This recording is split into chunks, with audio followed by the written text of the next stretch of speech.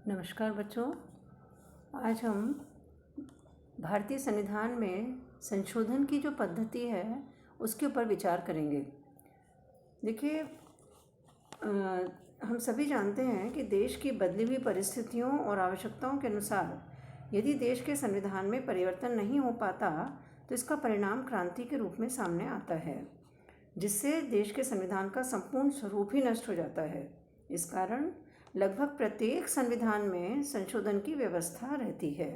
भारतीय संविधान के जो निर्माता थे उन्होंने भी देश के संविधान में संशोधन की आवश्यकता को आवश्यक माना और इस बात से भी वो परिचित थे कि संविधान में संशोधन की पद्धति बहुत अधिक कठिन भी नहीं होनी चाहिए।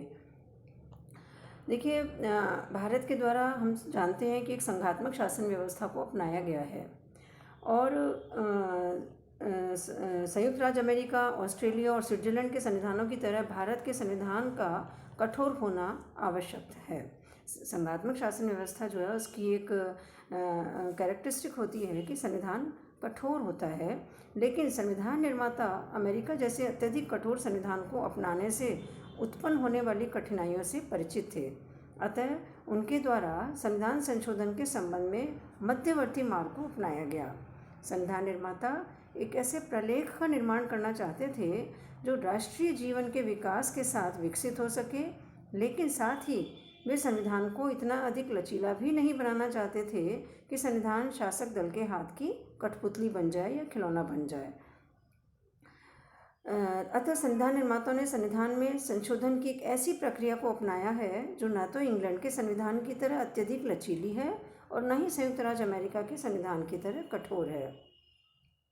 डॉक्टर कैसी वेरे जो है वो लिखते हैं इस बारे में कि भारतीय संविधान अधिक कठोर तथा अधिक लचीले के मध्य एक अच्छा संतुलन स्थापित करता है।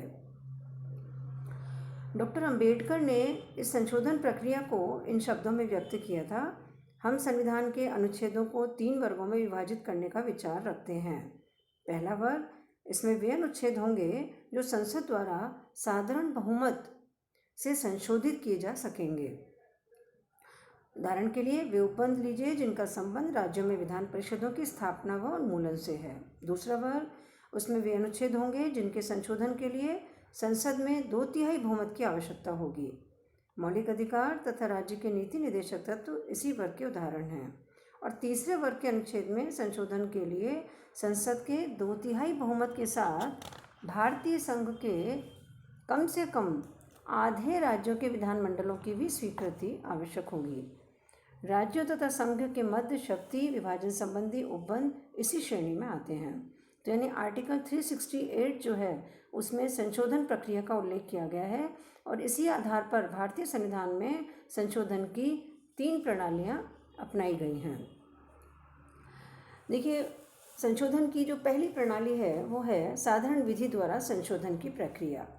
संविधान के कुछ अनुच्छेद जैसे आर्टिकल 2, 3, 4, 169 इसमें साधारण विधि निर्माण की प्रक्रिया द्वारा संशोधन करने की व्यवस्था की गई है।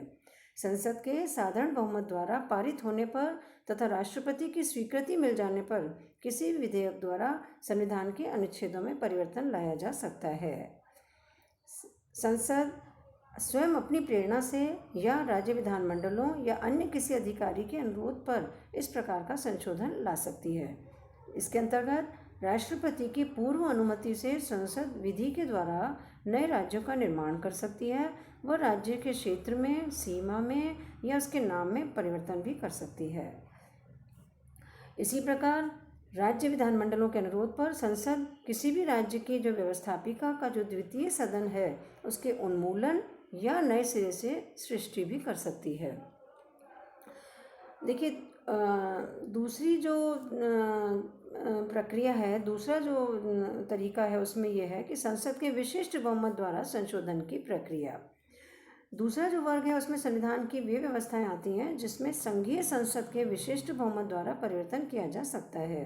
संविधान में संशोधन का प्रस्ताव संसद के किसी भी सदन में प्रस्तावित किया जा सकता है यदि संसद का वह सदन कुल सदस्य संख्या के बहुमत तथा उपस्थित और मतदान में भाग लेने वाले सदस्यों के 2/3 मतों से उस विधेयक को पारित कर दे तो वे दूसरे सदन में भेज दिया जाता है और उस सदन में भी इसी प्रकार पारित होने के बाद वह राष्ट्रपति की अनुमति प्राप्त करने के लिए उसके पास भेजा जाता है।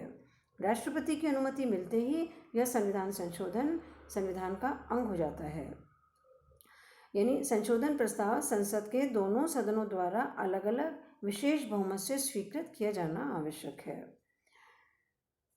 संशोधन प्रस्ताव के संबंध में दोनों सदनों में असहमति होने पर प्रस्ताव गिर जाएगा, क्योंकि संविधान संशोधन के प्रस्ताव पर विचार करने के लिए संसद के दोनों सदनों की संयुक्त बैठक की संविधान में व्यवस्था नहीं है। मौलिक अधिकार, नीति निर्देशक तत्व तथा संविधान की अन्य सभी व्यवस्थाएं जो प्रथम और तृतीय श्रेणी में नहीं आती, इसी के अंतर्गत आती हैं। थर्ड जो है वो है संसद के विशिष्ट बहुमत और राज्य विधानमंडलों के अनुमोदन से संशोधन किया जाना। अंतिम तथा तीसरा वर्ग में संविधान की वे व्यवस्थाएं आती हैं जिनमें संशोधन के लिए संसद के विशिष्ट बहुमत अर्थात संसद व के दोनों सदन द्वारा अपने कुल बहुमत तथा उपस्थित एवं मतदान में भाग लेने वाले सदस्यों के 2/3 बहुमत से विधेयक पारित होना चाहिए तथा इस विधेयक का राज्यों के कुल विधानमंडलों में से कम आधे जो राज्य विधानमंडल हैं उसके द्वारा स्वीकृत होना चाहिए। इसके अंतर्गत निम्न व्यवस्थाएं हैं, जैसे राष्ट्रपति का निर्वाचन आर्टिकल 54, राष्ट्रपति के निर्वाचन की पद्धति 55 आर्टिकल, संघ की कार्यपालिका शक्ति का विस्तार किया जाना आर्टिकल 73 के अंतर्गत, राज्यों की कार्यपालिका शक्ति का विस्तार 162 आर्टिकल, संघीय क्षेत्रों के लिए उच्च न्यायालय आर्टिकल 241, संघीय न्यायपालिका राज्यों में उच्च न्यायालय, संघ तथा राज्यों में विधायी संबंध भाग 11 का जो अध्याय प्रथम है 7वीं अनुसूची में से कोई भी सूची, संसद में राज्यों का प्रतिनिधित्व, संविधान के संशोधन की प्रक्रिया से संबंधित उपबंध आर्टिकल 368 में। यानी संविधान के तृतीय वर्ग में केवल वे ही शामिल हैं जिनका संबंध राज्यों की शक्तियों, अधिकारों तथा संविधान के संघीय स्वरूप से है। तो इस तरह से संविधान में जो संशोधन है वो किया जाना संभव है। देखिए, संसद के संविधान में संशोधन की जो क्षमता है उस पर विवाद भी काफ़ी हुआ और ये कई महत्वपूर्ण प्रश्न सामने आए कि क्या संसद समूचे संविधान में संशोधन कर सकती है, क्या संसद मूल अधिकारों को सीमित और प्रतिबंधित कर सकती है।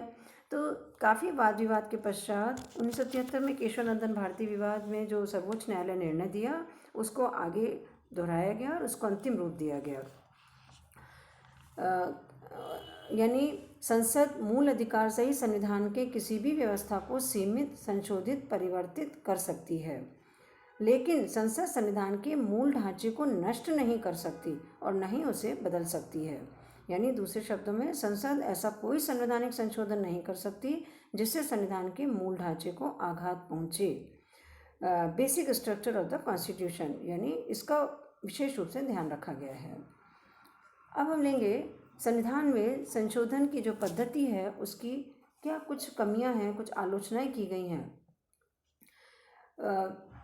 देखिए, संविधान में संशोधन की जो पद्धति है जो अपनाई गई है उसके संबंध में हालांकि इसको एक आदर्श संशोधन पद्धति अपनाने का प्रयास किया गया था, लेकिन फिर भी जो संशोधन पद्धति अपनाई गई उसमें कुछ अस्पष्टताएं और कुछ त्रुटियां जो हैं वो सामने आई हैं। जैसे राज्य विधानमंडलों से पुष्टि के लिए समय सीमा निर्धारित नहीं की गई। यानी हमें मालूम है कि संविधान में जो तृतीय वर्ग से संबंधित जो संशोधन विधेयक है जब संसद द्वारा पारित कर राज्य विधानमंडलों के पास भेजा जाएगा तो राज्य विधानमंडल उसको कितने समय तक उसको रख सकता है, उसको कितने समय तक उसको रख करके स्वीकार करेगा या अस्वीकार करेगा, इसके बारे में बहुत कुछ स्पष्ट नहीं बतलाया गया है। राज्य विधानमंडल अनावश्यक देरी का मार्ग अपना करके संशोधन कार्य में बाधक भी बन सकता है। इसी तरह से संशोधन विधेयक पर दोनों सदनों के जो मतभेद यदि हो जाते हैं तो फिर उसको दूर कैसे किया जाए, इसकी कोई स्पष्ट व्यवस्था नहीं है। यदि साधारण विधेयक के संबंध में संसद के दोनों सदनों के बीच मतभेद की स्थिति उत्पन्न हो जाती है तो आर्टिकल 108 के अंतर्गत राष्ट्रपति दोनों सदनों की सम्मिलित बैठक बुला सकता है। लेकिन संविधान संशोधन विधेयक जो है उस पर यदि मतभेद की स्थिति होती है तो दोनों सदनों की सम्मिलित बैठक की व्यवस्था नहीं की गई है। मतभेदों को सुलझाने की व्यवस्था के अभाव में राज्यसभा कुछ उदाहरणों में संविधान संशोधन के कार्य में बाधक भी बनी है। इसी तरह से संविधान में संशोधन जो किया जाता है उसमें राज्य के जो विधानमंडल हैं उनको इनिशिएटिव पहल करने की शक्ति प्रदान नहीं की गई। संघात्मक व्यवस्थाओं के अंतर्गत सामान्यतः राज्य विधानमंडलों को भी संविधान के संशोधन में पहल करने का अधिकार होता है, लेकिन भारतीय संविधान द्वारा राज्य विधानमंडलों को इस कार्य का कोई अधिकार नहीं दिया गया है। इसी तरह से हम देखते हैं आगे कि संविधान संशोधन विधेयकों पर जनमत संग्रह की भी कोई ऐसी व्यवस्था नहीं है, उसका भी अभाव है। लोकतांत्रिक व्यवस्थाओं के अंतर्गत सामान्यतः संविधान संशोधन विधेयकों के संबंध में लोक निर्णय या जनमत संग्रह की व्यवस्था भी की जा सकती है, जिससे संसद में बहुमत प्राप्त जो दल है मनमानी न कर सके और संविधान संशोधन के प्रसंग में अंतिम शक्ति जनता के हाथ में ही रहे। भारतीय संविधान के अंतर्गत जनता को संविधान संशोधन विधेयक स्वीकार या अस्वीकार करने की शक्ति प्रदान नहीं की गई। लोकसभा द्वारा पारित 44वें संवैधानिक संशोधन में संविधान का जो बेसिक स्ट्रक्चर है कॉन्स्टिट्यूशन का, उसके संबंध में लोक निर्णय की व्यवस्था का प्रस्ताव था, लेकिन राज्यसभा ने इसे अस्वीकार कर दिया।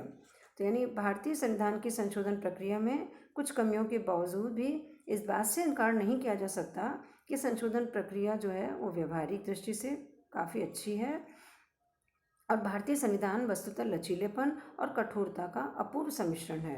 अलेक्जेंड्रोविच ने तो कहा भी था कि भारतीय संविधान में संशोधन की सुंदर प्रक्रिया है, क्योंकि इसमें लचीलेपन एवं जटिलता की अति जो है उससे बचा गया है। थैंक यू बच्चों।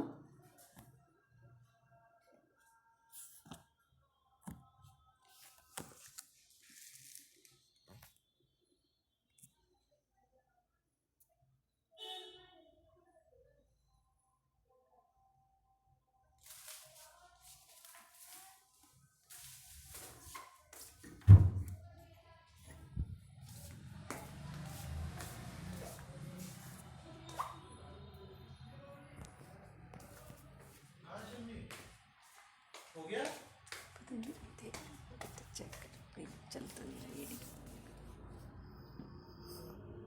नहीं व्हाट्सएप नहीं हुआ तो वही 23 रेकॉर्ड करो, चल रहा है भी बंद नहीं हुआ।